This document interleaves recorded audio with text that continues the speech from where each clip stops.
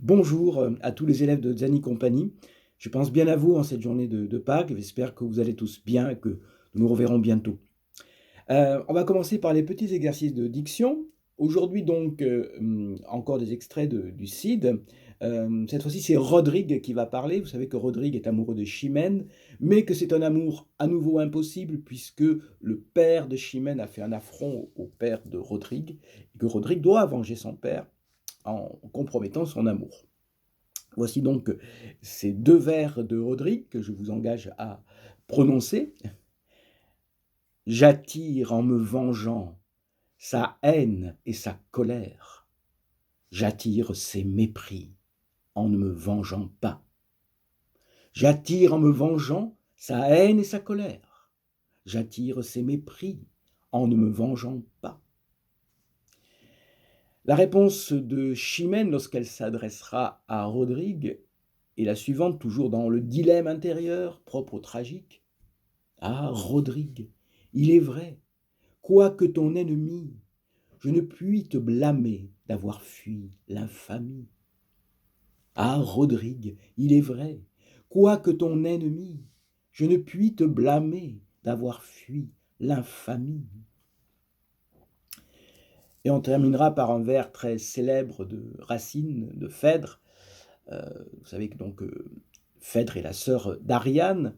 Ariane, dans la légende, c'est celle qui a sauvé Thésée, le mari de Phèdre du Minotaure, en le faisant sortir du labyrinthe, grâce à cette pelote de fil qu'elle a déployée dans le labyrinthe pour que Thésée puisse sortir.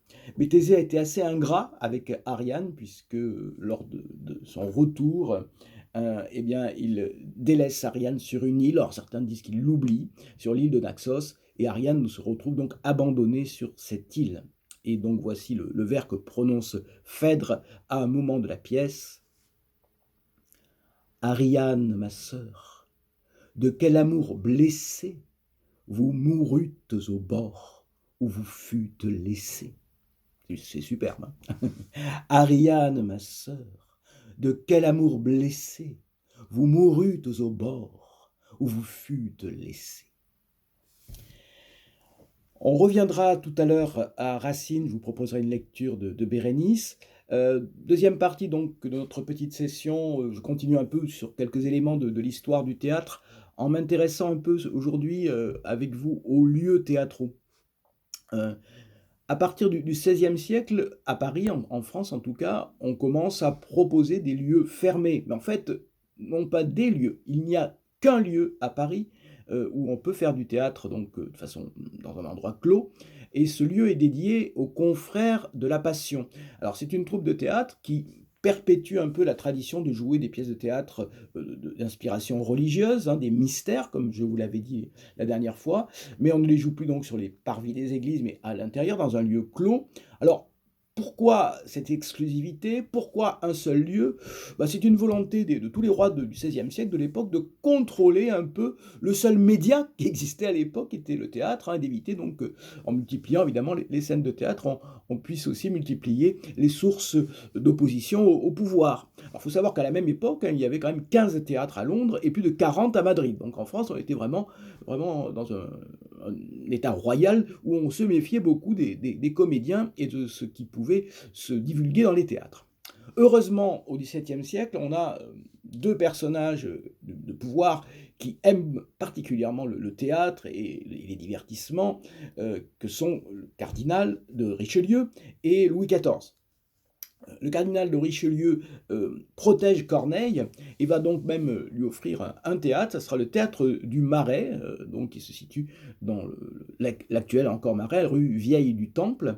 Et Louis XIV, qui, vous le savez, va protéger Molière longtemps, lui offrira le théâtre du Palais Royal, rue Saint-Honoré. Donc deux théâtres dans lesquels évidemment on va jouer les pièces des grands auteurs de l'époque, de Racine, de Corneille, de Molière et de quelques autres. Mais en 1680, ces deux théâtres sont fusionnés pour qu'il n'y ait plus à nouveau qu'un seul théâtre, et c'est un théâtre évidemment qui va devenir très célèbre, puisqu'en 1680, on va créer donc par ordonnance royale de Louis XIV la Comédie Française, rue Mazarine, et donc cette Comédie Française qui existe encore de nos jours, donc qui a traversé les siècles, faut savoir que c'est le seul théâtre national en France qui dispose d'une troupe de comédiens permanents. On rentre à la Comédie Française et puis on peut y passer sa vie, sa carrière, quoi. Donc c'est vraiment l'institut. Ah, il est difficile à dire celui-là, à savoir utiliser en exercice de diction. C'est institué vraiment pour les comédiens de pouvoir vivre de leur art pendant toute leur vie. D'ailleurs, on dit que la Comédie Française, c'est la maison de Molière. C'est Molière, même s'il était mort un petit peu avant la création de la Comédie Française, est considéré comme le parrain de la Comédie Française et on le surnom, donc c'est bien la maison de Molière. D'ailleurs, si vous allez à la Comédie Française à Paris, vous pouvez voir le fauteuil sur lequel Molière a joué sa dernière pièce. Vous savez qu'il est quasiment mort sur scène après avoir proposé une dernière représentation du Malade imaginaire, et on peut voir donc le fauteuil sur lequel Molière a joué cette dernière pièce dans une des travées de la Comédie Française.